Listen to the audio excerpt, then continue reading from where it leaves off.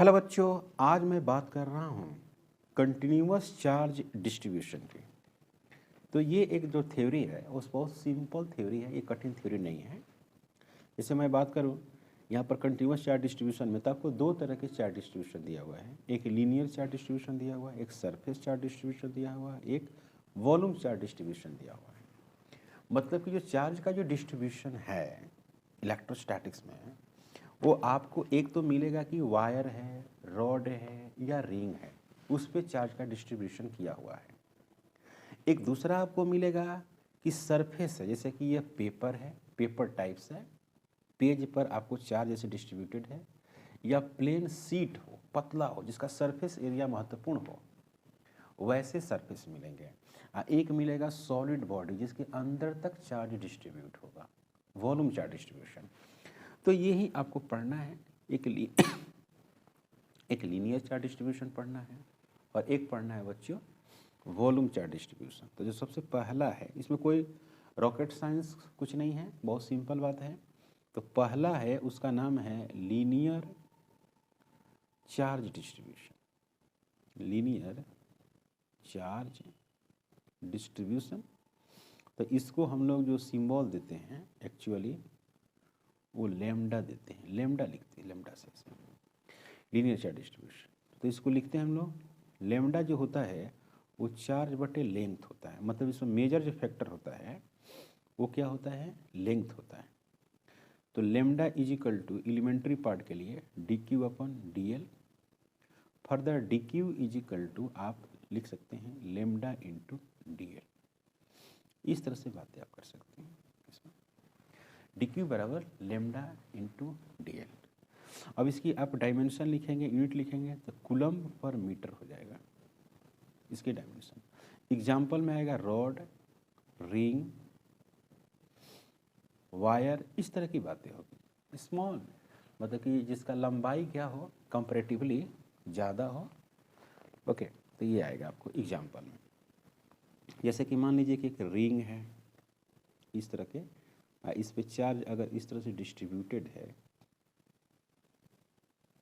Charge distributed है plus Q, तो यहाँ पर एक डी क्यू अगर एलिमेंट्री लेते हैं डी क्यू, तो डी एल लेंथ कंसिडर करना होगा।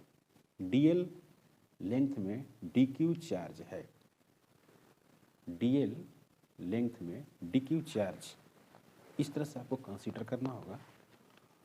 और इसको प्रॉपर आप इंटीग्रेट करके इसको सोल्व कर सकते हैं अगर वेरिएबल रहा तो। जैसे लेमडा है तो लिखा हुआ है d q upon d l लिखा हुआ है, तो d q is equal to lambda into क्या होगा, डी एल हो जाएगा। तो डी क्यू का प्रॉपर इंटीग्रेशन करेंगे तो लेमडा होगा इंटू डी एल होगा ऐसे। तो यहाँ पर हो जाएगा q, q is equal to lambda d l. Lambda अगर दिया हो लेंथ के अकॉर्डिंग वेरी करता हो तो आप चार्ज काफ़ी आसानी से कैलकुलेट कर सकते हैं। दूसरा है आपको surface charge distribution. Surface charge distribution, इसको सिग्मा से रिप्रेजेंट करते हैं और ये होता है सिग्मा बराबर चार्ज बटे एरिया होता है। मतलब it is defined as charge per unit area. Sigma is equal to d Q divided by d a, elementary. D Q is equal to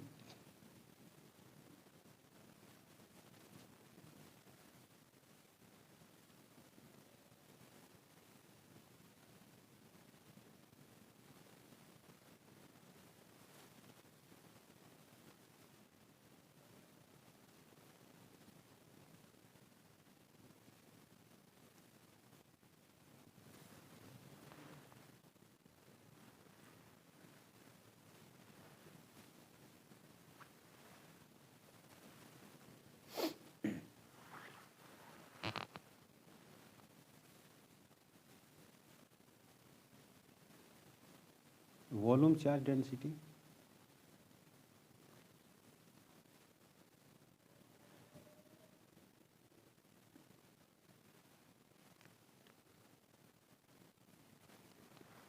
volume charge density, ये सॉलिड बॉडी के लिए होता है और इसको लिखते हैं charge by volume, charge by volume. Elementary के लिए अगर बात करेंगे तो डी क्यू बटे क्या लिख देंगे, डी भी लिख देंगे। फर्दर उसी तरह से D Q is equal to rho और डी भी लिखेंगे। फिर proper integration, the Q is equal to rho और डी भी, क्यू बराबर रो डी भी। अब इसमें अगर आप इसका यूनिट और डायमेंशन देखेंगे तो कूलम बटे मीटर का स्क्वायर, इसको देखेंगे तो कूलम बटे मीटर क्यूब, इसमें देखेंगे तो आएगा होल स्फीयर,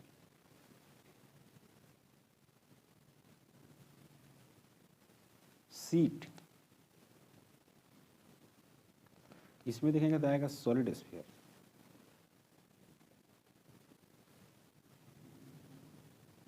सॉलिड स्फीयर। तो अब इसके हिसाब से अगर देखा जाए तो इलेक्ट्रिक फील्ड कैसे निकाला जाएगा, D E is equal to 1/4πε0 D Q divided बटे आर स्क्वायर। ओके, अगर रॉड है, अगर रॉड है तो इसको लिखेंगे 1/4πε0 और डी क्यू बराबर लिखेंगे लेमडा इंटू डी एल। अगर लेमडा दिया है तो उसी तरह से सरफेस चार्ज डेंसिटी के लिए लिखेंगे 1/4πε0 और यहाँ पर लिखेंगे sigma into D A divided बटे आर स्क्वायर। उसी तरह से सॉलिड स्फीयर के लिखेंगे 1/4πε0 इंटू रो और डी भी डिवाइडेड बटे क्या लिखेंगे आर स्क्वायर। इस तरह से बातें करेंगे। अब इसको इंटीग्रेशन करेंगे, सपोज दैट इसको इंटीग्रेशन करेंगे तो आपका रिजल्ट आ जाएगा। अब इसमें क्या करते हैं कि सबसे पहले एक क्वेश्चन करके हम लोग सीखते हैं।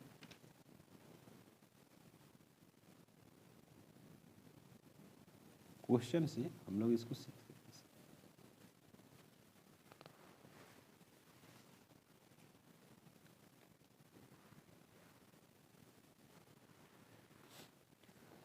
तो क्वेश्चन है, काफ़ी फेमस क्वेश्चन है, फाइंड इलेक्ट्रिक फील्ड, बहुत बढ़िया से समझिएगा।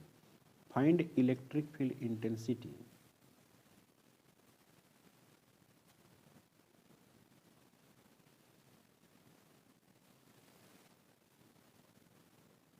Find electric field intensity due to circular ring, circular ring at point p point पर आपको निकालना है। जैसे ये प्लस है,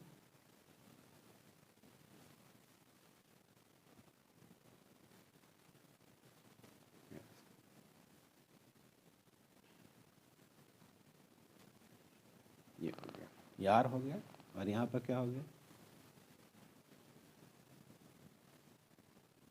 ये एक्स हो गया। और यहाँ पर क्या हो गया, डी क्यू हो गया, ये क्यू हो गया, ये पूरा क्यू है। ये डी क्यू चार्ज है, एलिमेंट्री चार्ज, और इस डी क्यू चार्ज के चलते इस पॉइंट पर हमको फील्ड निकालना था ये। तो ये हो गया क्या, थीटा हो गया, ये हो गया एक्स हो गया। तो डी क्यू यहाँ पर जो फील्ड होगा वो क्या होगा, डी ई होगा। तो ये थीटा, तो ये भी कितना हो गया थीटा, ये रेडियस आर है, ये कितना हो जाएगा root under r square plus x square, r square plus x square. तो यहाँ पर डी क्यू चार्ज है, इस डी क्यू चार्ज के लिए जो इलेक्ट्रिक फील्ड है वो डी ई है, वो बिल्कुल इस दिशा में है। उसी तरह से यहाँ पे भी एलिमेंट्री पार्ट काट कर सकते हैं, और इसके लिए यहाँ पर इलेक्ट्रिक फील्ड बिल्कुल ऐसे होगा, DE होगा, ये भी थीटा, यहाँ पर चार्ज DQ है, ये भी डिस्टेंस वही होगा, r² प्लस x², ऐसे बन जाएगा। ऐसे मानिए कि इस तरह से रिंग है, ऐसे ऐसे देख रहे हैं, ऐसे रिंग है इस तरह से, ऐसे। तो इस पॉइंट पर यहाँ से सेंटर से यहाँ पर फील्ड निकालना है, तो इसके चलते एलिमेंट्री पार्ट इधर जाएगा, फिर इसके चलते एलिमेंट्री इधर जाएगा, और फिर उसका कंपोनेंट तोड़ेंगे, है ना, तो इस तरह से आपको वेक्टर फॉर्म में बन जाएगा। मतलब कि इधर जो आएगा, यहाँ पर कंपोनेंट तोड़ेंगे तो 2 आएगा, एक आएगा DEY, इधर भी इसका कंपोनेंट तोड़ेंगे तो क्या आएगा, DEY, और ये कैंसिल हो जाएगा, DE साइन थीटा, और इधर भी हो जाएगा DE साइन थीटा। इसका कंपोनेंट इधर, एक इधर आएगा इसका DE cos थीटा, फिर इसका भी एक कंपोनेंट आएगा इधर DE cos थीटा। इसी तरह से जितने भी आप फील्ड का जो कंपोनेंट तोड़ेंगे तो सभी इधर ऐड होते जाएंगे, इधर वाला कैंसिल होते जाएगा। यहाँ पर क्या होगा, जो DEY है वो क्या हो गया, 2DE cos थीटा होगा, 2DE cos थीटा होगा। तो DE is equal to 1/4 pi optional 0 और DQ डिवाइडेड बटे r², ये फार्मूला होगा। क्लियर? तो इसको आप ऐसे लिख सकते हैं, DEX, क्योंकि x एक्सिस में है, DEX is equal to 1/4 pi optional 0 और DQ डिवाइडेड बटे r² इंटू cos थीटा हो जाएगा, इंटीग्रेशन। यहाँ पर 2 ही नहीं होगा, x, यहाँ पर 2 ही नहीं होगा, बहुत सारे होंगे। तो हम बहुत सारे के लिए क्या करेंगे, एक का निकाल कर सबको इंटीग्रेट कर देंगे, इंटीग्रेट कर देंगे तो टोटल निकल जाएगा। अब यहाँ पर cos थीटा की अगर हम बात करें तो बेस बटे हाइपोटेनस होगा, तो x बटे r² plus x² under root, मतलब कि x बटे r हो गया। r बराबर आप देख रहे हैं, r बराबर root under capital R² plus x²।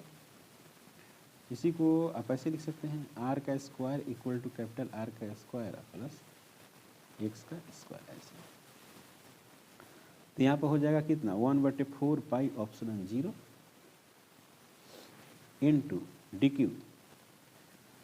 DQ into x divided बटे r² प्लस x², इसका power 1 into r² plus x², इसका पावर 1/2। क्लियर है? और ये ऐसा हो गया। यहाँ पर क्या हो गया, DEX integration is equal to 1/4 pi optional 0 into x यहाँ पर आ जाएगा, और ये हो गया r² प्लस x², ये पावर 1 है, यहाँ पर 1/2 है, तो ये मिलेगा आपको r² प्लस x², इसका पावर 3/2। इंटीग्रेशन कितना हो गया, DQ 0 से क्या हो गया Q, 0 से क्या हो गया EX। इसको इंटीग्रेशन करेंगे तो आपको मिलेगा EX is equal to 1/4 pi optional 0 into Q into x divided बटे r² प्लस x², इसका पावर 3/2। यही आंसर होगा x एक्सिस पर इलेक्ट्रिक फील्ड। अब कोई पूछे कि ये है रिंग कैसा है, तो ये जो रिंग है कुछ इस तरह से रिंग था, इधर है y एक्सिस, इधर है क्या z एक्सिस। तो इसका फील्ड कहाँ होगा, x एक्सिस में होगा। यहाँ पर अगर चार्ज जैसे पॉजिटिव है तो यहाँ पर फील्ड होगा इधर EX होगा, इसके तरफ फील्ड होगा। तो ये आया। एट सेंटर पर अगर कोई पूछे कि सेंटर पर फील्ड क्या होगा, तो सेंटर पर फील्ड जो होगा वो 0 होगा। एट सेंटर तो x बराबर 0, तो E जो सेंटर होगा उसका भी वैल्यू क्या हो जाएगा, 0 होगा। तो electric field at the centre of the ring is equal to 0। अभी कैसे जीरो कैसे हो जा रहा है, अगर आप इसका एक्सप्लेनेशन जानना चाहते हैं कि जीरो कैसे हुआ, तो आपको इस तरह से जानना पड़ेगा। अगर आप जानना चाहते हैं कि जीरो कैसे हो रहा है, तो इसको ऐसे डायग्राम से सोचना होगा कि ये एक रिंग है, ठीक है, और इस रिंग पे जो चार्ज है कुछ इस तरह से डिस्ट्रीब्यूटेड है। तो ये जो चार्ज है इस तरह से डिस्ट्रीब्यूटेड है, तो यहाँ से एक फील्ड ऐसे निकलेगी, बिल्कुल एक फील्ड इधर से भी निकलेगी, और यहाँ पर आके क्या हो जाएगी, जीरो हो जाएगी, एक दूसरे कैंसिल कर देगी। फिर इधर एक फील्ड निकलेगी, फिर इधर एक फील्ड निकलेगी, फिर इधर एक फील्ड निकलेगी, फिर ऐसे फील्ड निकलेगी, फिर इस तरह से फील्ड निकलेगी। तो फील्ड जो होगा सेंटर पर जीरो हो गई, ये कैंसिल कर देगी। तो this is the neutral point. ये क्या हो गया, न्यूट्रल पॉइंट है, this is the neutral point. ये काफ़ी इंपॉर्टेंट है। ओके, इसको हम लोग बोलते हैं न्यूट्रल पॉइंट, इसको बोलते हैं।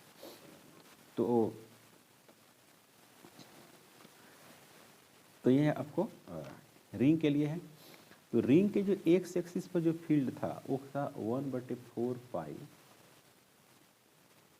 ऑप्शन 0 इंटू क्यू डिवाइडेड बटे आर का स्क्वायर प्लस एक्स का स्क्वायर और इसका पावर 3/2 इंटू एक्स। अब सवाल ये है कि मैक्सिमम कहाँ पर होगा और कितना होगा और कौन सा जगह पर होगा।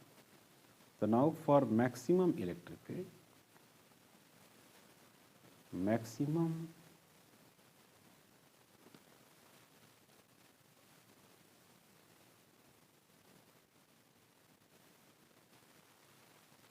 इलेक्ट्रिक फील्ड, तो क्या करना होगा, d e x divided by d x equal to 0, क्योंकि एक्स के अकॉर्डिंग वैरी कर रहा है ना। जब एक्स के अकॉर्डिंग वैरी कर रहा है तो आपको डिफ्रेंसिएशन भी एक्स के रिस्पेक्ट में ही करना होगा। ओके, तो यहाँ पर क्या करते हैं कि डी अपन डी एक्स, और यहाँ पर रखेंगे 1/4 pi epsilon 0 Q into X divided बटे आर का स्क्वायर, आर मतलब कैपिटल आर था यहाँ पर, एक्स स्क्वायर और 3/2, कैपिटल आर और 3/2 इजिकल टू 0। तो Q है और ये कांस्टेंट है, बाहर कर देते हैं, तो लिखते हैं d अपन डी एक्स, और यहाँ पर हो गया x r square plus x का स्क्वायर, इसका पावर 3/2 ऐसे। तो डिनोमिनेटर को स्क्वायर करते हैं, इसको क्या करेंगे, स्क्वायर करेंगे। तो आर का स्क्वायर प्लस एक्स का स्क्वायर, इसका 3/2 और फिर इसका स्क्वायर करेंगे, और फिर इसको हम लोग यहीं पर रख देते हैं, r square plus x square, इसका पावर 3/2 इंटू डी एक्स बटे डी एक्स। एक्स को डिफ्रेंसिएशन कर देंगे, ये वाली जो क्वांटिटी है उसको डिफ्रेंशिएट करेंगे और इसको यहीं पर पुट कर देंगे, फिर माइनस एक्स को छोड़ देंगे और डिफ्रेंशिएट किसको करेंगे, जिसको यहाँ पर छोड़ दिए हैं।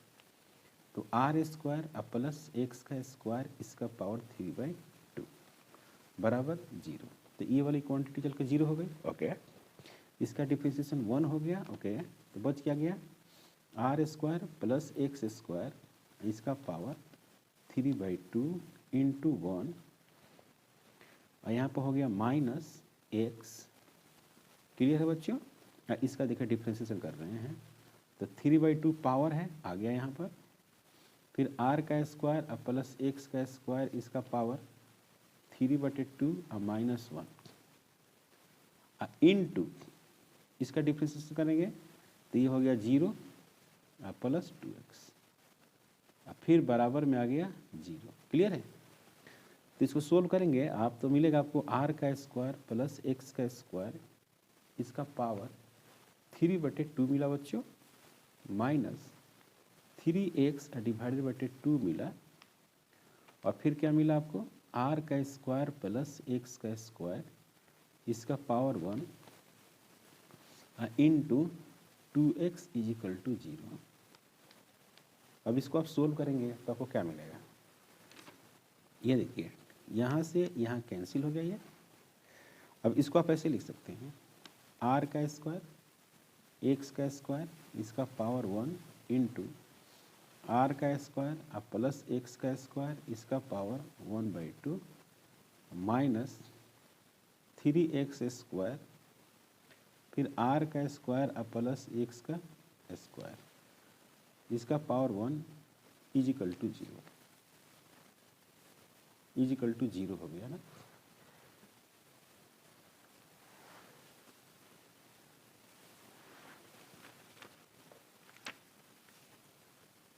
Is equal to 0। अब इसको आप सोल्व करेंगे, इसको सोल्व करेंगे तो क्या मिलेगा,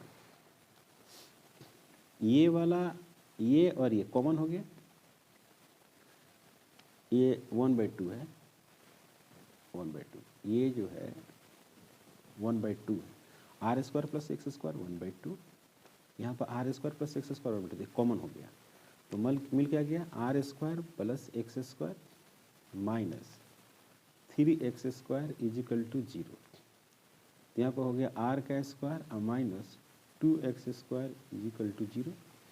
तो r का square is equal to 2x square x square is equal to r square divided बटे 2, x is equal to plus minus r बटे रूट अंडर 2।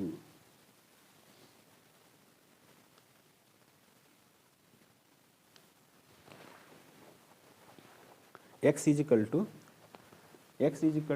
प्लस माइनस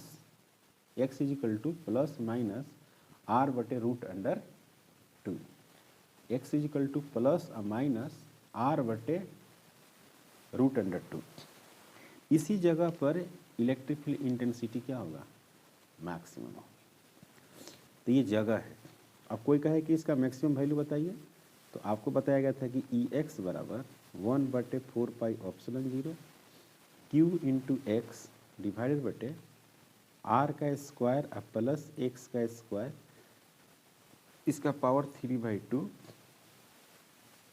तो इसको हम सोल्व करेंगे तो ऐसा मिलेगा Ex is equal to 1/4 pi epsilon 0 into Q plus minus r बटे रूट अंडर 2 और डिवाइडेड बटे r square plus minus r बटे रूट अंडर 2 इसका स्क्वायर इसका पावर 3/2। इसको सोल्व करेंगे तो क्या मिलेगा Ex is equal to 1/4 pi epsilon 0 into Q plus minus r बटे रूट अंडर 2 डिवाइडेड बटे r का स्क्वायर और प्लस r स्क्वायर डिवाइडेड बटे 2 इसका power 3/2 1/4 pi epsilon 0 into plus minus r बटे Q इंटू r बटे रूट अंडर 2 डिवाइडेड बटे 3r का स्क्वायर डिवाइडेड बटे 2। यहाँ पर क्या हो गया 3/2। तो ये मिल गया क्या 1/4 pi epsilon 0 into plus minus Q और r डिवाइडेड बटे रूट अंडर क्या 2 डिवाइडेड बटे इसको सोल्व करेंगे तो क्या मिलेगा 3r का स्क्वायर डिवाइडेड बटे 2 root under 3r square divided बटे 2। ओके, ऐसे मिलेगा।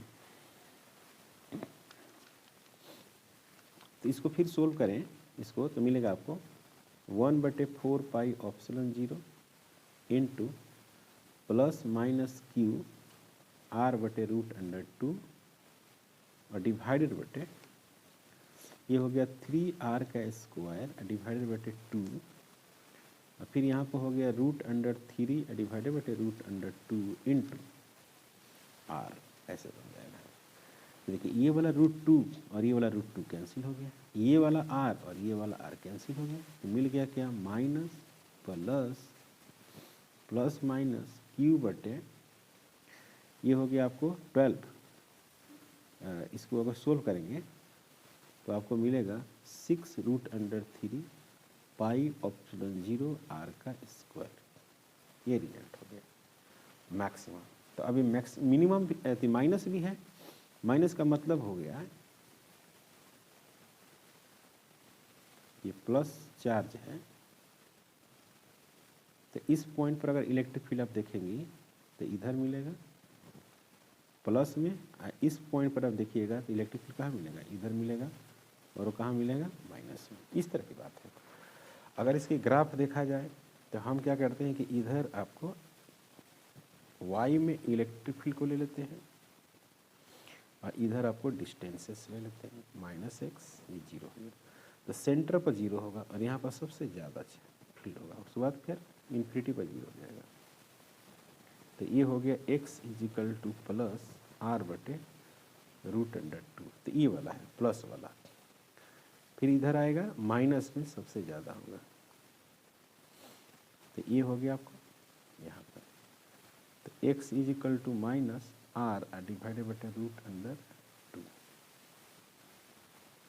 वो हो गया ऐसे। ठीक है, ये आपको ग्राफ हो गया।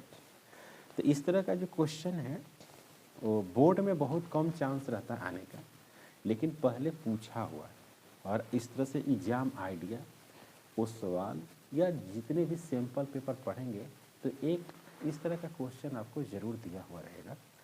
तो आस करते हैं कि आप इसको समझे होंगे, नहीं समझे होंगे तो आप हमको कमेंट करके ज़रूर बताएं। अब हम लोग जो पढ़ने जा रहे हैं वो है आपको गॉस लॉ। तो थोड़ा सा इसमें रिकॉल करते हैं Gauss law. Gauss law basically हम लोग यूज करते हैं दो चीज़ें के लिए, एक तो इलेक्ट्रिक फ्लक्स कैलकुलेट करने के लिए और दूसरा जो है वो है इलेक्ट्रिक फील्ड कैलकुलेट करने के लिए। इलेक्ट्रिक फ्लक्स और इलेक्ट्रिक फील्ड दोनों को हम लोग काफ़ी आसानी से गॉस लॉ से हम लोग सोल्व करेंगे। तो Gauss law as a simple application of the notation of electric flux. Let us consider the total flux through a spheres of the radius r, which enclose a point charge q at its center. Full stop. Divide the spheres into a small area elements as shown in the figure. Interesting बात लिखा हुआ है, the flux through the area elements delta s is equal to, ये हम लोग पहले से जानते हैं, तो E = Q/4πε0 r² और dot r vector delta s, और डेल्टा s के बदले क्या लिखेंगे 4πr², टोटल एरिया लेंगे तो 4πr² की बात करेंगे।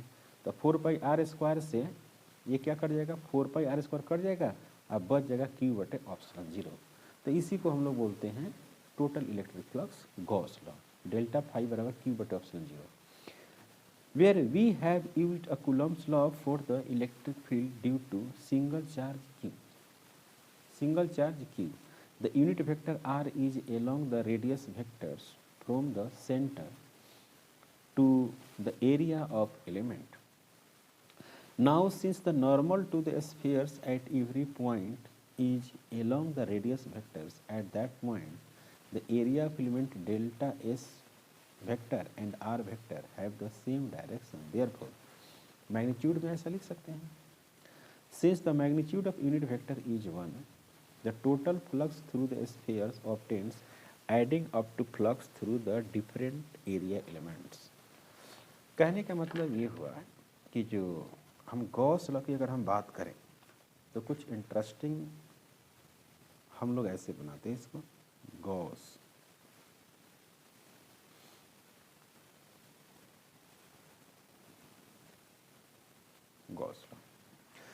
गॉस लॉ बोल रहा है कि total electric flux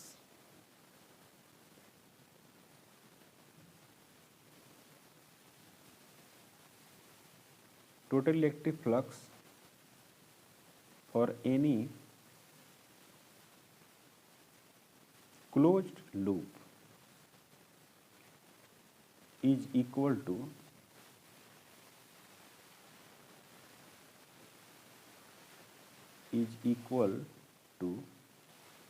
total charge, total charge enclosed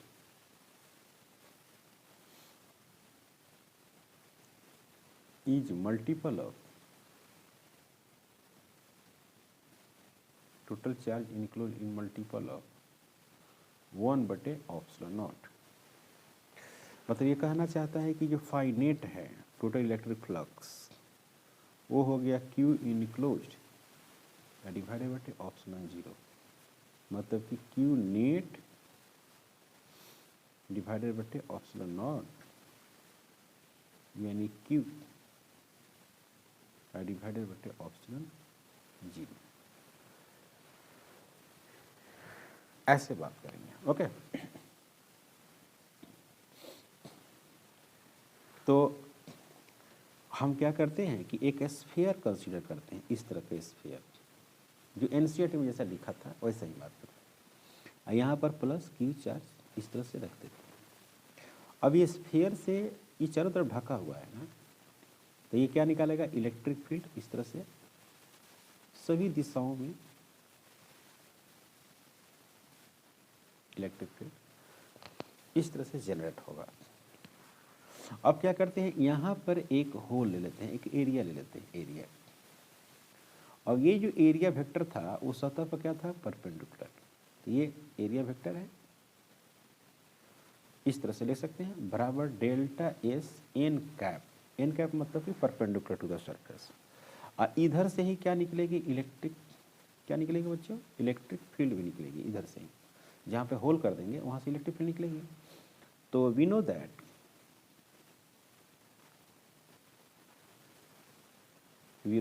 ऐसा होगा कि जो इलेक्ट्रिक फील्ड होगा उस जगह पर वो 1/4 पाई ε0 होगा इंटू Q डिवाइडेड बटे r²।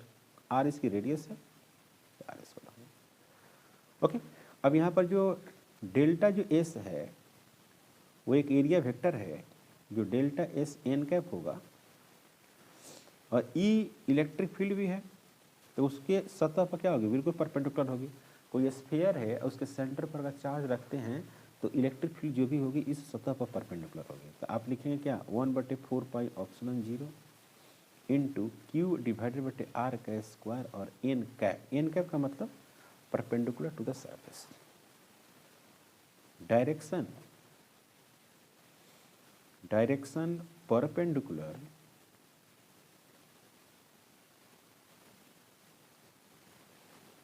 Perpendicular to the surface.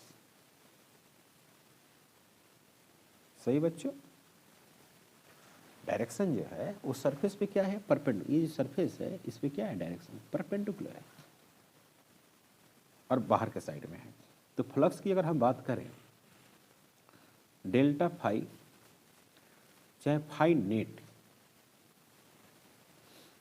Okay, अभी डेल्टा फाई की बात करते हैं। तो delta phi is equal to E vector और डॉट डेल्टा एस वेक्टर। तो इसको क्या लिखेंगे, delta phi is equal to E 1/4 pi ε0 into Q divided बटे r²।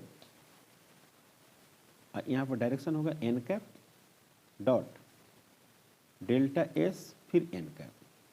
तो एन कैप कितना हो जाएगा, 1 हो जाएगा। एन कैप और एन कैप दोनों क्या हो जाएगा, 1। तो delta phi is equal to मिल गया 1/4 पाई ε0 इंटू Q डिवाइडेड बटे r² इंटू डेल्टा एस। ये डेल्टा एस हो गया। तो डेल्टा एस जो है वो स्मॉल एरिया है, स्मॉल एरिया। अब कोई कहे कि टोटल एरिया क्या होगा, है ना बच्चों। अब कोई कहता है कि भाई टोटल एरिया क्या होगा, तो टोटल एरिया कुछ ऐसा होगा, डेल्टा एस मतलब कि s is equal to 4 pi r²। 4 pi r² होगा, और कैसे होगा, ds इंटीग्रेशन से होगा, और ये हो जाएगा 4 पाई r²। तो टोटल फ्लक्स हो जाएगा phi net 1/4 pi ε0 into q divided बटे आर का square into total area 4 pi r का स्क्वायर। इसको सोल्व करेंगे तो मिलेगा क्यू डिवाइडेड बटे ऑप्शन 0। तो याद करिए कि जो फाई नेट आया, फाई नेट तो कितना आया बच्चों, क्यू बटे ऑप्शन 0 आ गया।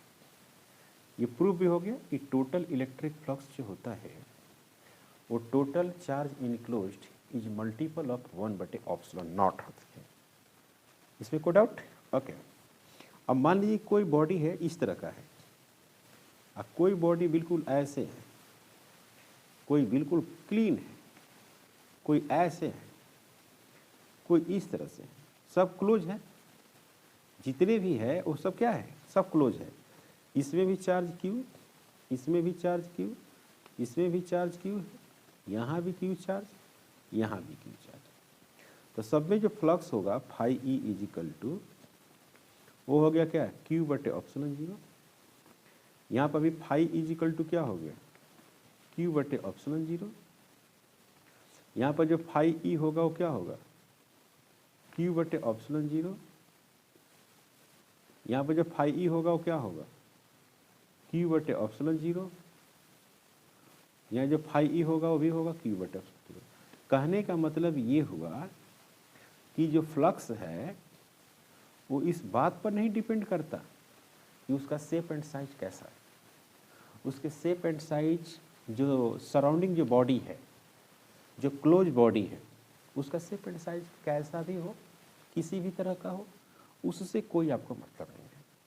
बस उसके अंदर जो भी चार्ज होगा उसी का ऑप्शन 0 कर देना, 1 बाई ऑप्शन 0 कर देना है टोटल चार्ज, और वो बन जाएगा। जैसे कि आपने पढ़ा है डाइपोल। डाइपोल आपने पढ़ा है तो उसमें क्या था कि माइनस क्यू था और क्या था, प्लस क्यू था। अब इसको इस तरह से सरफेस से कोई घेर दे ऐसे और कहे कि फ्लक्स क्या होगा, तो आप कहेंगे कि क्यू इनक्लोज्ड डिवाइडेड बटे ऑप्शन 0, मतलब माइनस क्यू और प्लस क्यू डिवाइडेड बटे क्या हो गया, ऑप्शन 0, ये हो गया 0। तो इसका इलेक्ट्रिक जो फ्लक्स होगा वो फाइनली क्या होगा बच्चों, 0 होगा। तो टोटल इलेक्ट्रिक फ्लक्स, ऐसे में जब भी हम कैलकुलेट करते हैं तो वो टोटल इलेक्ट्रिक फ्लक्स की बात करते हैं। अब इसे मान लीजिए कि इस तरह का कोई एक सरफेस है ऐसे, और इस तरह से लाइनें जा रही, इसमें कोई चार्ज नहीं है, इसके अंदर कोई चार्ज नहीं है, तो इसका फ्लक्स क्या होगा, इसका जो फ्लक्स होगा वो 0 होगा। अब इसका क्या मतलब होगा कि देखिए यहाँ से लाइनें अंदर जा रही हैं, ये सारी लाइनें अंदर जा रही हैं, और यहाँ से क्या कर रही है, बाहर जा रही हैं। तो बाहर जा रही है तो जितने नंबर ऑफ लाइनें अंदर आ रही है उतना ही बाहर जा रही है। इसका मतलब हुआ कि incoming electric field lines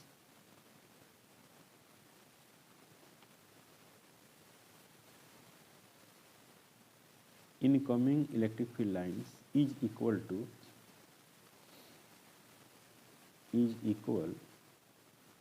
to outgoing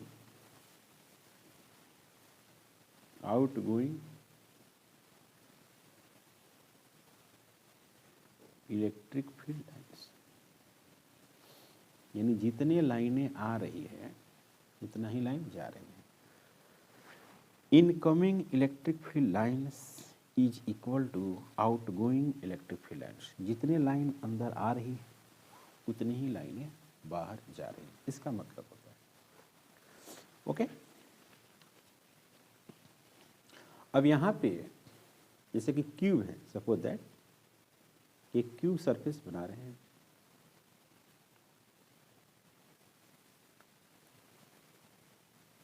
इस तरह से, और बिल्कुल इसके सेंटर पे बीच मिड पॉइंट पे एक क्यू चार्ज रखते हैं और बात करते हैं क्या कि टोटल फ्लक्स कितना होगा। तो जो फाई नेट रखेंगे वो हो गया क्यू बटे ऑप्शन 0। लेकिन अगर कहता है कि फ्रॉम इच सरफेस, तो एक फ्लक्स तो यहाँ से निकल जाएगा, एक फ्लक्स ये होगा, एक फ्लक्स इस सरफेस से होगा, एक फ्लक्स इससे होगा, एक इधर से होगा, एक इधर से होगा। तो phi net is equal to ये भी लिख सकते हैं 6 इंटू इंडिविजुअल फ्लक्स, और ये दोनों आपस में बराबर हो जाएंगे। तो Q डिवाइडेड बटे epsilon 0 is equal to 6 into 5E, तो 5E is equal to Q divided बटे 6 ऑप्शन 0।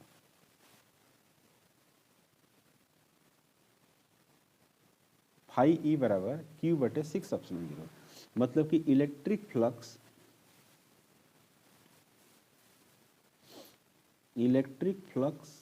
थ्रू ईच सरफेस, ये जो इलेक्ट्रिक फ्लक्स निकला है वो ईच सरफेस से निकला है। ये काफ़ी इंपॉर्टेंट है। क्यूब के बारे में और भी बहुत सारे हम लोग बातें करेंगे, तो इसको हम लोग करेंगे नेक्स्ट लेक्चर में करेंगे कंटिन्यू। अगर आप हमारे चैनल पर नए हैं प्लीज़ सब्सक्राइब करें, शेयर करें। Thank you.